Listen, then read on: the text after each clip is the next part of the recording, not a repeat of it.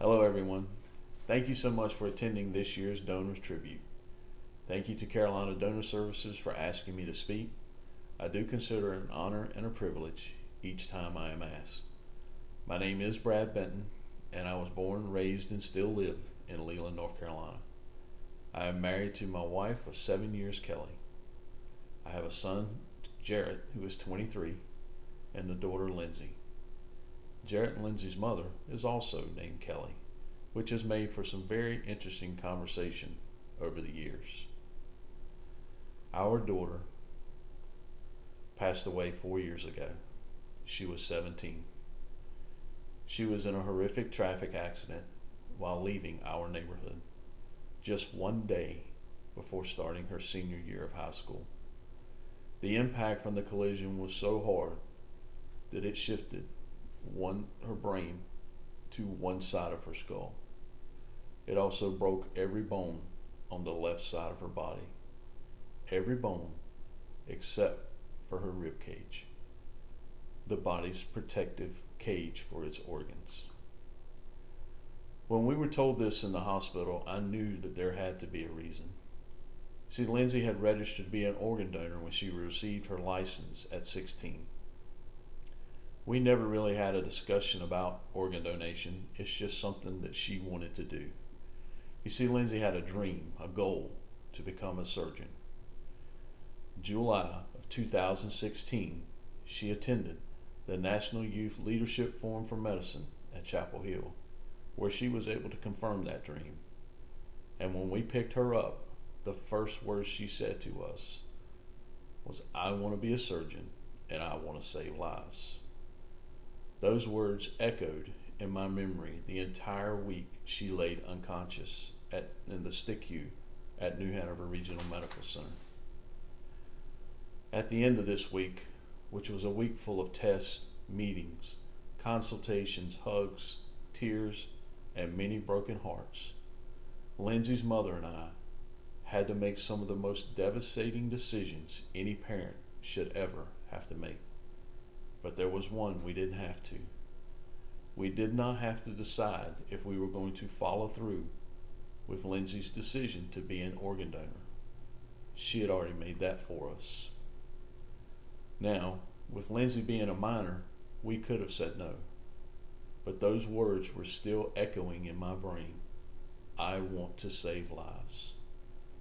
And during a meeting with our family counselor, Rodney Pilson, whom I say is one of the greatest human beings I've ever met.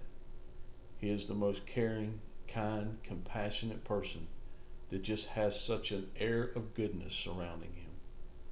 But in that meeting, I asked him if direct donation was possible in North Carolina, and he replied, "Yes. Do you know someone who needs a gift?" And I did. A coworker I had worked with for 23 years' wife needed a kidney. At the time, she was number 182 on the kidney transplant list. In his eyes, you could see the excitement, but you could also see the empathy. He asked if we could contact her or her husband and get her medical information and find out what hospital she was registered at. About an hour later, he came to me with a smile that could only mean one thing. On paper, they were a match. The next day, as we all gathered around Lindsay, I held her wrist so I could feel her heartbeat, and I held it until I felt the last one. And then she was gone. And we had lost a huge part of our lives. That hole that was there was now starting to grow bigger. And as we all walked back to the waiting area, I asked my wife, "What do we do now?" And she so lovingly said, "We go home." We've all been there. We've all had those feelings of being lost, of emptiness, and not knowing what to do. And as I woke up the next morning, I knew what laid ahead. But my mind went to Tennessee, Duke Hospital, and Chapel Hill Hospital, because that is where the recipients of Lindsay's gifts were. We were starting a week to mourn the end of a life, and they were starting a week to celebrate a new chance at life. We were going to plan a funeral, and they were planning a homecoming. We had lost a daughter, and they had a renewed lease on life. We made it through that week with each other, just like all of you did. I often wonder if the recipients of our loved ones' gifts ever think of them. Do they ever wonder who they were, what they were like? What color were their eyes? What color was their hair? Were they good people? Were they married? Did they have children? What were their dreams, their ambitions, their goals in life? Do they ever think of the sacrifice that the donor and the families made? This pops into my mind on those certain days, like this past August the 28th, the day that we lost Lindsay 4 years ago. Her birthday, any holiday. High school or college graduation days are bad for me. But the most difficult for me are weddings and funerals. Weddings, because I'll never get to walk Lindsay down that aisle. I'll never get to answer the question, who gives this woman in marriage? And I'll never get to have that father-daughter dance. And funerals, well, it's honestly just a reminder of hers, plain and simple. About a year ago, we received a wedding invitation in the mail, and I immediately recognized the names. I'd only been to 2 weddings in the past 4 years, and they were for both of my nephews. But I knew this one was going to be a difficult one.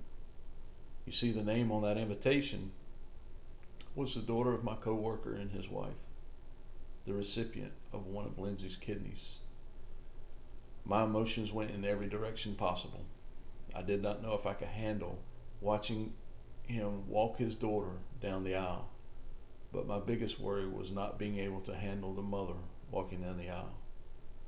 But the more I thought about it, the more I realized this was the closest I was ever going to get to see Lindsay walk down a wedding aisle, and I might even get to have that father-daughter dance.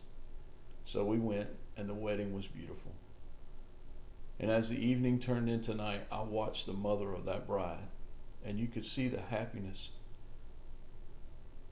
just glowing all around her. And I knew in my heart that Lindsay was loving every minute of it. The time had come for us to leave, and we began to make our way to speak to the bride and tell her goodbye. And I heard a voice come from the dance floor. Where are you going? You have not had a dance with your girl yet. You can't leave. And my heart just broke. And the mother of the bride made her way to me and grabbed my hand and said, you need to have your dance. I will admit it was not a pretty dance, but it's one I'll never forget. I just closed my eyes and pictured Lindsay there in a beautiful gown that I'm sure we would have had to fly to New York and purchase at Kleinfeld's. And as the dance ended, she gave me a big hug and she said, thank you. I knew what she meant, and it wasn't for the dance. I could see it in her tears what she meant. We said our goodbyes, but I had one more hand to shake, and that was the father, my co-worker. I saw him standing with an older lady, and as I walked up, he said to her, Mom, this is Brad Benton, and without him and his daughter, Jill would not be here with us. So I believe I have truly answered my own question. Do the recipients think about the donor and their families? I believe with everything in me they do. They have to, because a big part of our heart lives on with them every day. I just want you all to remember you are not alone.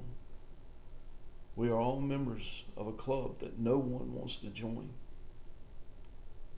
And thank you so much for your time. And thank you for your attention. And I truly hope you enjoy the remainder of the tribute.